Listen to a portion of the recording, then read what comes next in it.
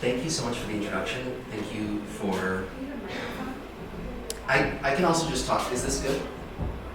I'm used to just speaking up. Do I have to talk into the microphone? It's up to you. I can go grab one either way. I think it'll be okay. Okay. I feel like I move around a lot when I talk, and so if I try to talk into the microphone, it's just going to be... Okay, cool.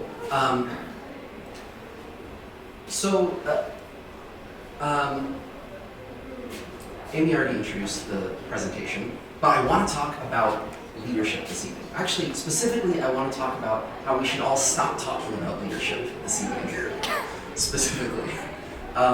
Before I get into it, Amy kind of already introduced me, but yes, I graduated in 2020.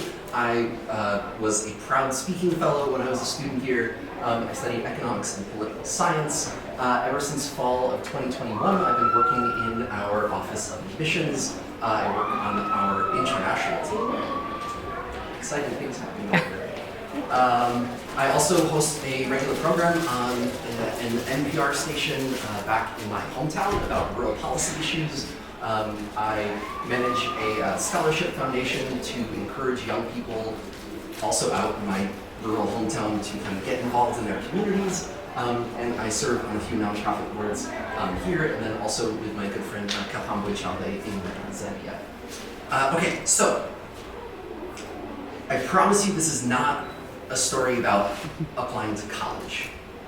You guys are already here, so I don't need to tell you how to get into college. You've done it, good job. This is a story about interviewing, but I got thinking about this topic because of my day-to-day work of talking about, applying to college, and then for the last 4 months, we were in reading season, just reading hundreds and hundreds and hundreds of students' applications to the university. I got thinking about this because I read a lot of college applications. And so, to understand my thought process here and kind of what this whole story entails, I need to talk a little bit about that kind of application reading process. And so I'm going to give you the quick and dirty guide to reviewing students' applications at the University of Rochester. It's very quick. 1, we want them to be good students. 2, we want them to be doing interesting and unique things outside of the classroom. We get very excited when we see all of that. We're looking for interest in the University of Rochester. And, of course, we look for adherence to Meliora values. Do you guys remember what all the Meliora values are? We're kicking you out of college if you don't. Yeah. Okay. The Meliora values. M stands for Meliora. We really could have done better on that one. We have equity, leadership, integrity, openness, respect, and accountability. And so it is part of our jobs to be looking for all of the Meliora values on students' applications and their interview materials for us and all of their supplemental essays. And so which of these values do we see the most on students' applications? Well, I made a very a meticulous chart that I carefully made over many hours to show a statistical presence of all of which of the Meliora values we see on students' applications. And here it is. I read so much about leadership. Holy cow, it's just every single application. It's, I'm the president of this, I'm the chair of this, I own this, I run this. And I have gotten, you know how you hear a word too many times, or you like repeat a word too many times, and at some point you just have no idea what the word means anymore? This is where I have gotten with this word leader. I really just, I don't know what leadership means at this point. I'm lost. And for the purposes of this presentation, I went and pulled randomly 50 applications from our pool of applications this year. From all over the world, random 50. Of these 50, 47 out of the 50 are president or chair or founder of at least one thing, usually more like 5 or 6 or 10 or 20 things. I will contend that this is probably not a representative sample of the whole world, right? Like, we are proud to have strong students who are applying to Rochester, who are getting out there and who are doing all sorts of interesting things. But here's the problem.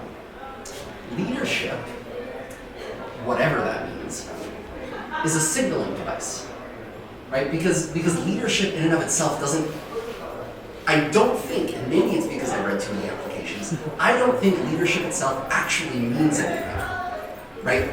We say in interviews or on applications that we are president of whatever, because we're trying to signal something, right? We're trying to signal all of this. And a lot more. This is not an exhaustive list whatsoever. But leadership is this easy stand-in for lots and lots of different really positive qualities. The problem is that this signaling mechanism kind of breaks when, again, it's a low sample size, right? 47 out of 50, but we'll go with it for now. 94% of these people are club president. So it kind of just stops telling us much of anything. And so this was the problem when I'm reviewing applications. I'm supposed to like make notes on my little leader notes about like what knowing or values the students are displaying. And every single student is president of 6 things. And at some point it's just like, I don't know why I'm noting this anymore, because it doesn't help us narrow anything down at all.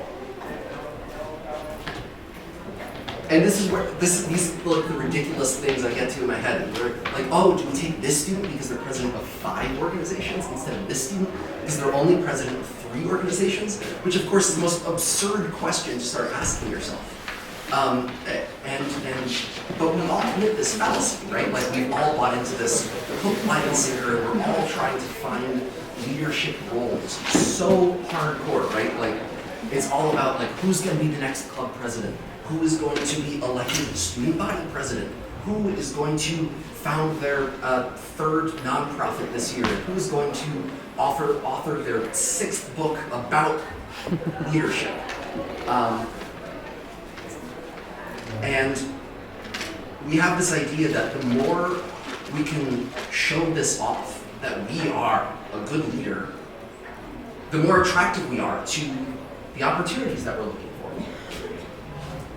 But our focus on power and leadership just doesn't end up being that useful in the long run here. And this is where we get to this topic of interviews. Because I think that so much of the kind of direction we come at interviews from is from this idea of I need to show that I'm an effective leader and that I have achieved all of these positions, right? And I remember I came to a talk at some point while I was a student at Rochester where someone spent a while saying, leadership is not positional. Don't worry about it, leadership is not positional. I remember rolling my eyes so hard at them while I'm like trying to run for student senate and all of this stuff. And of course it's right, but also it's still so focused on leadership. I don't think we need to be so focused on it. So how can we make this better? So first of all, I think we can ease up on signaling, right? I would argue that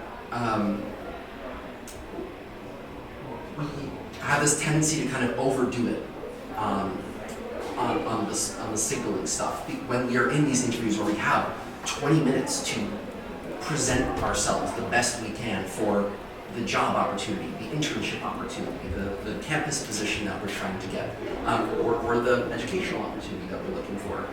But I think that we can reframe it. Because having these positions is not a bad thing, obviously, right? But I think the way to reframe it is maybe don't be someone who is something.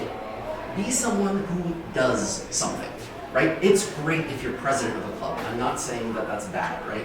But what matters is, okay, what do you do with that? And if you're not communicating that, then just telling me that you're the president or something, it just doesn't matter.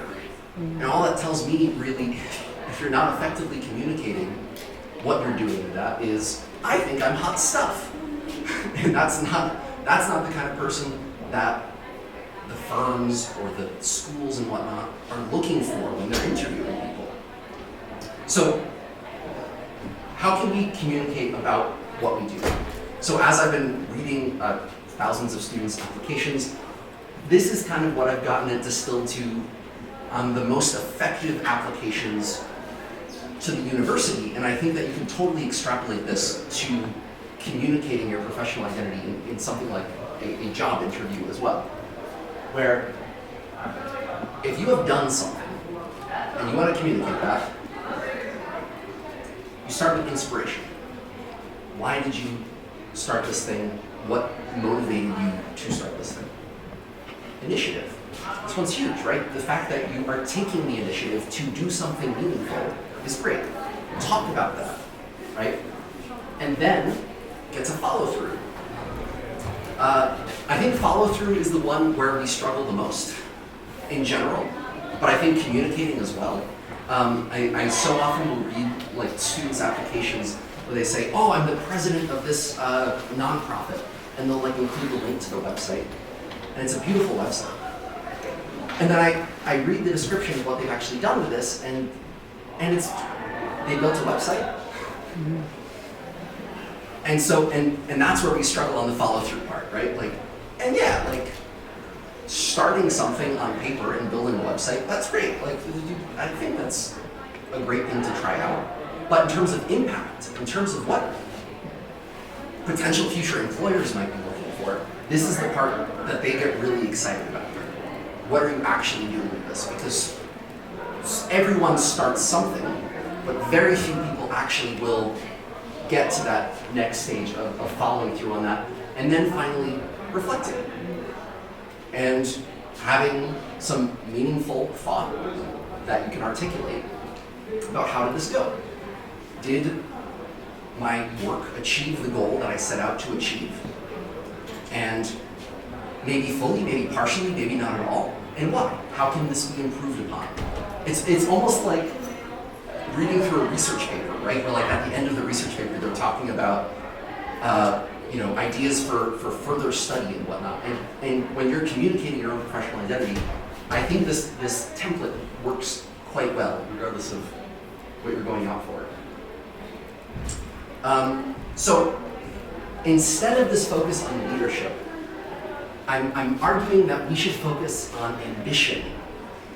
And I think that ambition has such a bad rap as a word. I think we give it such a negative connotation. I'll never forget when, during the 2016 election cycle in the US, I don't want to get into the politics of it, but in terms of the rhetoric, one of the major attacks that was endlessly lobbed at Hillary Clinton was, she's this ambitious woman. Now, I'm sure that the word that they were really trying to get a certain base riled up about was maybe the word woman, this idea of women empowerment. But ambitious sounds so negative there, right? Like, oh, it implies this level of like selfishness. Oh, she doesn't care about the commoner, right? She's just out there on this power trip. And I think that somehow this word ambition has done really, we've done a very good job at creating this negative sense around the word. But I don't know if any of you knew Paul Burgett. He was a dean here for many years. He passed away a few years ago, but he always gave this speech called the Fiery Furnace Speech, and I adore this speech. It's on YouTube. I cannot recommend it highly enough. It's like 50 minutes, so well spent, and it will like inspire you to get through the next couple of weeks. But one of the things he harps on in this speech is that ambition is the intersection of passion and ability. And he would get this whole crowd of people chanting, passion and ability drive ambition. Passion and ability drive ambition. And everyone would start chanting it and cheering it and cheering it. And I think that breaking it down into this and using this idea of this intersection of where what you love to do and what you're good at doing mean, that is where you should be focusing your own rhetoric and your own communication when you are in an interview. But also long before that, we were looking at potential job opportunities, or looking at grad school or certain programs you are thinking about going into. If the answer is yes, that this opportunity is at the intersection of my passion and my ability, then go for it. Go for it really hardcore and communicate that in those interviews and in your applications about that. And I think that this idea of what ambition really is very helpful for something I like to call the interview slam dunk, which is knowledge about yourself, right? Being able to communicate who you are, what you care about, what you are doing, maybe using that framework that I was talking about before. Knowledge about the opportunity, or the company or the school or whatever it is that you're applying into, really understanding what that is.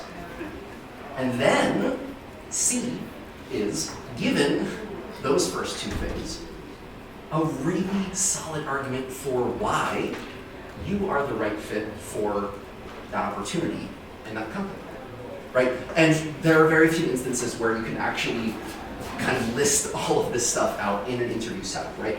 But going into it, thinking about, I want to be able to communicate these three things in here, it really can set you up for success. And that's also, I find, on the best applications, when I'm reading applications to Rochester, it's a complete slam dunk when students can actually communicate these things effectively on their application, because then we want these students to be here too, because they know why they want to be here. So, some takeaways. We're all president of something. I wouldn't spend too much time on the roles specifically that you're in an interview. Again, I'm not saying don't talk about that stuff. I'm saying that if you're going to talk about that stuff, if you're going to talk about how you run something or you started something, give us more, right? Talk about why. Talk about what you're doing, what it means. Spending more time on what you love and where your skills are, and be specific about those things. It kills me in interviews. You know that the basic interview question, oh, what 3 adjectives to describe yourself? You may have all been asked this at some point. It kills me when people respond, and it's often the first one, well, I'm a leader. First of all, again, I don't know what that means. Second of all, that's a noun, not an adjective. So I would implore folks to get more specific.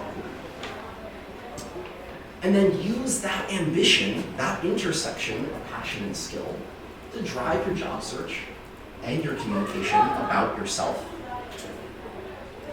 And finally,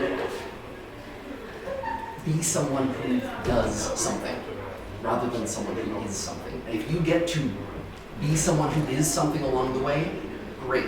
You can slap it on the resume, right? And write good descriptions to go along with it. But be someone who does something. That's what we got. Thanks, everyone. Discrimination happens in the workplace. Thank you, Juju. What's up, everyone? So just like Amy said, I will be talking about professional English today. And I'm going to be doing this a lot when I'm talking about professional English, and you'll see why later on in the presentation. And it's really going to be focused on how professional English really motivates linguistic discrimination in the workplace, but specifically here in the United States. So first, you may be thinking, who am I and why do I think I can talk about this? So a little bit more about me. My full name is actually Juliana Montes, and my parents are both immigrants from Mexico.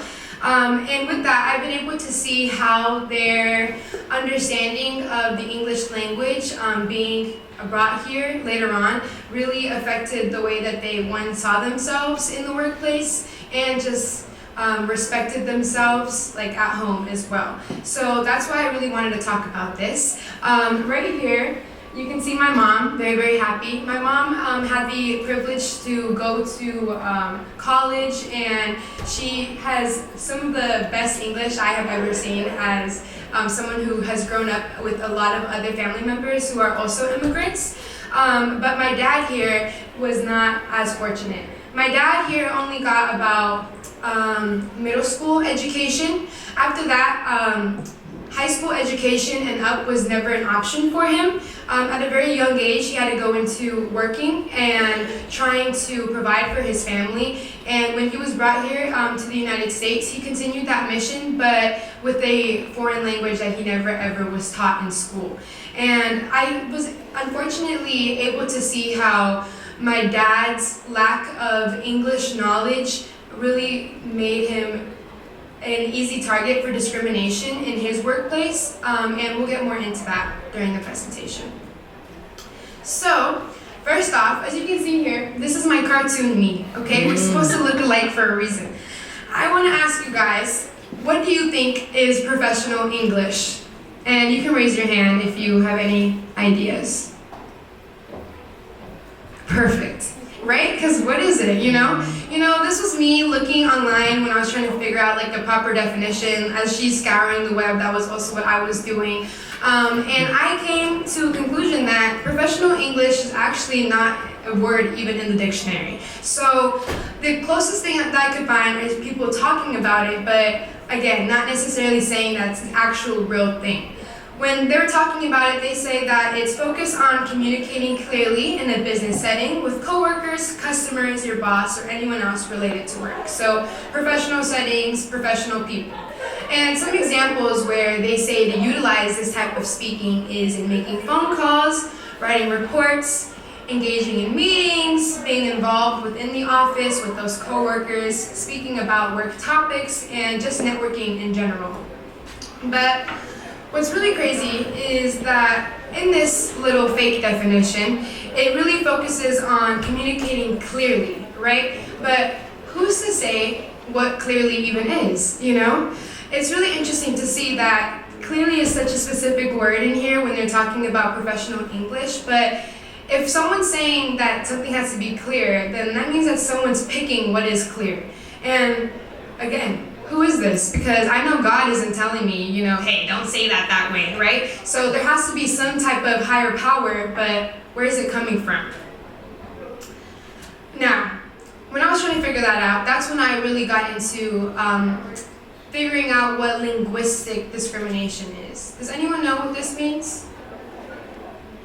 Don't worry, I didn't either. Look, I was scouring the web for this one as well. I always knew forms of it, but I never knew what those forms were called or what was even happening in the moment, right? So something that I really experienced at a young age myself was being my parents' translator, and that can be a big responsibility for a little kid who is also learning this language at the same time as them, right? So a lot of times I didn't even have the right words for the situations that I needed to speak up in. And unfortunately, it did cause a lot of anxiety for me growing up, a lot of maybe real life situations that kids aren't usually put into. But on a brighter side, it really made me the effective communicator I am today and made me realize how important it is when it comes to communicating with others, not just getting your point across, but just also respecting others when, getting their input.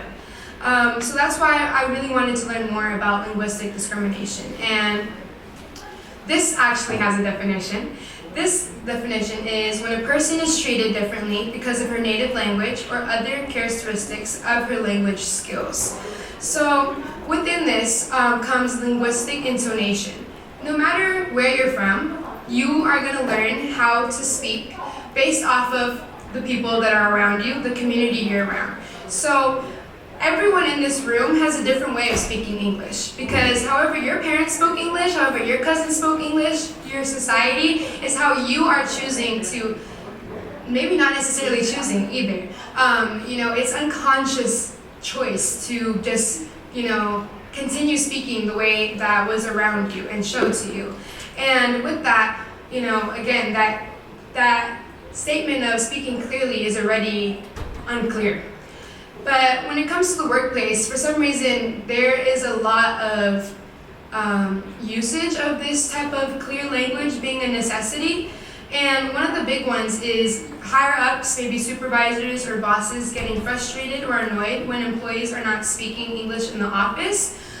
This was something that actually happened to my dad. My dad works at Grand Canyon University in Arizona, and he was first starting off as a facilities employee. And when you're doing those types of jobs, you have to go and talk to your higher up about the work that you just did. And a lot of times, my father would be put in circumstances where his supervisor was saying, "Oh well, Ruben didn't do any work because I don't remember being able to understand the work that he did." Instead of actually listening to my dad and hearing that he actually was completing this, that, and the third, they would just be like, "Oh, you know what? I can't even understand what he's saying, so he must have not did anything." A lot of times when we're not able to speak clearly, that not only messes up our communication, but it messes up our image, and it puts biases on us about our knowledge as well. And that's what was happening with my dad. They continued to tell him that, "You know what, if I can't understand you, then why are you trying to work here? I should be able to have a simple conversation with you, but yet every time I'm frustrated." These were things that my dad was hearing constantly every day. And my dad was being, trying to be positive about it because this is his only form of income for my family, right? So it's not like he can just be like, "You know what, I quit. This person's treating me bad. I don't like it." That's not an option, for a lot of minorities. What we have to do a lot of times is deal with it, and that's never okay. But just like my dad, he continued to push through it, but it got to a point where he finally spoke up. And when speaking up, that's something that can be really powerful, but can be really scary too, and we'll get more into that. Another example is maybe a job not hiring one of the candidates because of that unconscious bias that they're not qualified enough for the position because of their English proficiency. What's really sad about that is just kind of the same thing that we're talking about, that bias when it comes to knowledge just because of the way that you can speak. I feel like even here at this university, we have 45% internationals here. We are able to see so many different types of vernacular, so many different types of language being spoken, accents, And I've never ever ran into a student here that I thought was not smarter than me or just as smart as me, right? If you go to this university, you're pretty freaking smart. So just because maybe, you're stumbling on a few words, that's never been like, "Oh, you know what? How'd they get here," right? That's never been a mindset of mine. But unfortunately, that's not the same for everyone else. And I've even had instances where I get students coming in for tutoring because they believe that their English isn't good enough. But when I ask them why they think that, most 100% of the time it's because someone else told them that it wasn't. And that's horrible, just like I said, right? The lack of being able to communicate clearly doesn't just affect communication, it affects so many other factors, like one's own self-image. And that should never be part of the issue. So, to keep talking about it, I wanted to go into how apparent linguistic discrimination really is in the United States. Why do I think this is so important? But before that, I want to mention how many people speak different languages in the United States first. So 20% of people in the United States speak a different language by the age of 5. Crazy. And within those people who speak that language, half of those people speaking that language were not born in the United States, showing that, even though English is such the preferred language, it's not even spoken as much as all of these other languages around us. 43% of the people speaking other languages are born in the US, but they still are speaking a different language because it's maybe one that was around them when they were born. So that's where we see that number of immigrants coming to the United States really making an effect on communication. But yet, we continue to disregard them and their experiences and their languages. In 2019, 9.6% of people reported being discriminated against by their language. 9.6% doesn't seem like a lot, but that's actually 7,000 people being discriminated against every single year. In this year alone, that number went up 1%. And that's really, really sad because again, you would think with so many different amazing languages around us and it growing really, we would be better at accepting people, but for some reason we're going in the opposite direction. But even though that seems really negative, I did want to touch on one positive, that in 2007, the amount of discrimination actually decreased by 50%. So we can see that we can decrease this number of discrimination, immensely. It's just about choosing to do so. Now, I also want to touch on, why is this discrimination happening? Yeah, it's happening, but why is it so apparent? Well, there's a few different reasons.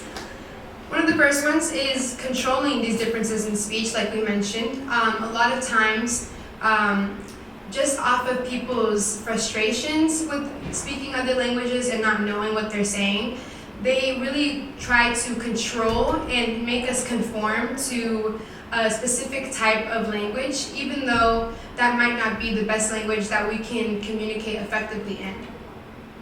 Another big thing is definitely white privilege. In the workforce, we continue to see white people being put in these higher positions and having a lack of open spaces for minorities. And that's not an accident. This continues to happen for a reason. And that's why I also included on here racial hierarchies, because those hierarchies are still really, really apparent. We can see that here at our own school as well. Even with the Eastman School of Music as well. There's a really, really small amount of minorities when you're comparing it still to the white community here. This is still a predominantly white institution, as is Eastman School of Music. And even though we are more accepting of other languages, these biases still happen every single day on this campus. Another thing is to oppress binaries of, speaking those several languages at once. An example for me is Spanglish. This is something that I speak all the time at home, or even with my friends, If you guys don't know what Spanglish is, it's a mixture of Spanish and English, and a lot of times you'll see this being used, in just a regular conversation, where you're just speaking, but you want to switch to a different language, y otra, it's something that comes so easily, and even though maybe not many of you speak Spanish, I'm sure you're still able to understand what I'm trying to say. Another example with that is code switching. There's a lot of vernaculars that are used in the English language that are really, really common, that I'm sure y'all have heard about, just like me saying "ga," or when people are like, "Hey sis," or other things, There's a lot of these vernaculars, African American vernaculars, that continue to be used so regularly by other communities that aren't necessarily of that specific vernacular, but yet we're still choosing not to make those vernaculars professional. And lastly, it's limiting accents in the workplace. Again, for some reason, when we hear these different types of linguistic intonations, we're choosing, we don't want that. But why? What about different types of speaking is, really being targeted, or how? And what I found had all of these things in common was standard American English. So, all of these things are actually different examples that I found when looking into standard American English. And you know what, let's talk about it. Does anyone know what standard American English is? Interesting. I didn't either. And so Amy told me about it actually. So even though that was a little while ago when she introduced this topic to me, so I had to, do my research again. So this is my cartoon me trying to figure out what this is. And this does have a definition. This is actually in the dictionary. A form of the English language used in formal and professional speech. Professional, we see that word again, interesting. in writing, adhering to fixed norms of spelling, grammar, and usage in written and spoken contexts, neutralizing non-standard dialectal variation. So what I think is so interesting about this definition is how they chose to make sure they included neutralizing non-standard dialectal variation inside of the definition. So this is literally saying for us that it is in fact not wanting to go to these different types of languages, different types of intonations, different types of vernaculars. Because for some reason, someone said that this should be the standard. This specific type of American English should be the standard. But what I found even more confusing was how can English be the standard when it's not even the official language of the US? Do any of you guys know what the official language of the US is? We don't have one. Exactly, we don't have one. Because of the fact that so many different languages are spoken in the United States so many times. Not only that, but because English itself didn't even come from the United States, it came from England. England, interesting. But yet, here in the United States, it's still the standard. And again, this was my faces when I was looking at the screen online. I was very confused, 2 + 2 does not equal 5, so why do I continue getting this answer?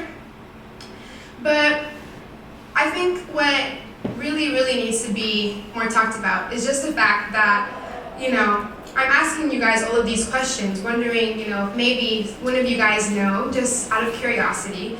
But I myself didn't know either because this isn't talked about.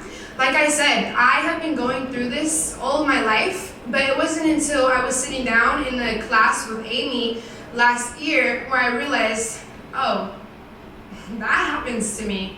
That happens to my family. That happens all around me, and yet no one's talking about it. No one tries to make it more, known, and that's one of the biggest problems and why this continues. So I want to touch on how to reduce linguistic discrimination. Firstly, just like I mentioned, spreading awareness on the fact that linguistic discrimination happens is one of the biggest ways we can make it more known. Maybe you first started this not knowing what any of these words meant, but now you could go and do what I did and quiz your friends and be like, hey, do you know what this means? Because now you're even more big-brained and you can make your friends big-brained as well. Secondly, acknowledging and appreciating all accents. Like I also mentioned, this is really a melting pot of so many different amazing cultures, and you're really able to hear all of those cultures when people are speaking here, and I think that's really beautiful. Being able to actually appreciate your friends' intonations or their vernaculars can be so much more meaningful than you think, because of the fact that without even choosing, a lot of times people are touching on the fact that they're different. So choosing to highlight your friends, you know what? I love that you speak Spanish to me, like, dímelo, tell me more, right? Other things like that, trying to learn your friends' languages, that can be really exciting for them, because one, you also have to remember that a lot of times these people are put in a foreign place and they are feeling alienated, and the only way to really try and make them feel better is by making them feel more a part of this place, and really helping them feel more included also means including their languages as well. Speaking up if someone is being biased, this is a really big one. Like I mentioned, right, my dad for a long time was dealing with these biases himself, but enough was enough, and one day my dad he let his other supervisors know, hey, this guy has continued to say that I'm not doing my work, even though I turned in my reports, but because those reports of his had a lot of English problems. A lot of times I had to be on FaceTime here with my dad when he was just trying to type up an email, because those little simple things that might be easy for you were really tough for my dad. And because of the fact that his supervisor was continuing to touch on them and tell him, hey, this is bad, I can't even understand this, I'm not even gonna read that, it made my dad even more anxious about his English. But when he finally went to his other supervisors and let them know about the problem, they also told him that he wasn't the only one actually who was going through this or reported it. And from that moment on, they actually made it more serious, and that supervisor was fired. Do you guys want to know who the new supervisor is? It's my dad. So again, the only way that we can try and make things better is by actually, talking about these problems, by actually bringing them up, because time and time again, minorities specifically, they're told to toughen up and deal with it. But, if there's one thing that I like to know that some people have is the audacity.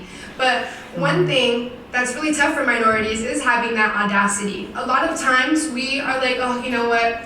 If we choose to be the loud Latina, then we're going to be touching in those stereotypes. If we choose to be the angry black woman, then again, we're choosing to be that stereotype and we're proving them right. But that's not the case. We deserve to be angry when there's something to be angry about. And we deserve to be loud and speak up when there's something that needs to be spoken up about. Lastly, is just working harder to understand all accents. Now, I know working harder might be like, oh my gosh, like I'm literally a college student, I work hard every single day, like why do I need to work harder?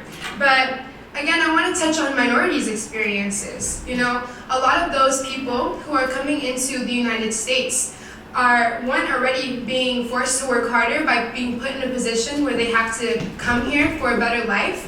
And when they're having to be forced to speak a language that they never ever were taught, that again is making them work 10 times harder than a lot of us. I myself, being born here in the United States, had seen the privilege of being able to learn English while I was growing up compared to some of my cousins who weren't born here and, have a lot of those anxieties. So if you work just a little bit harder for me to try and understand some of the people around you, I promise you, you still won't be working as hard as some of the other people around you. So, with that, look at how happy they are because they're putting an end to linguistic discrimination. Let's all work together to try and do our best to, put an end to that as well. Thank you.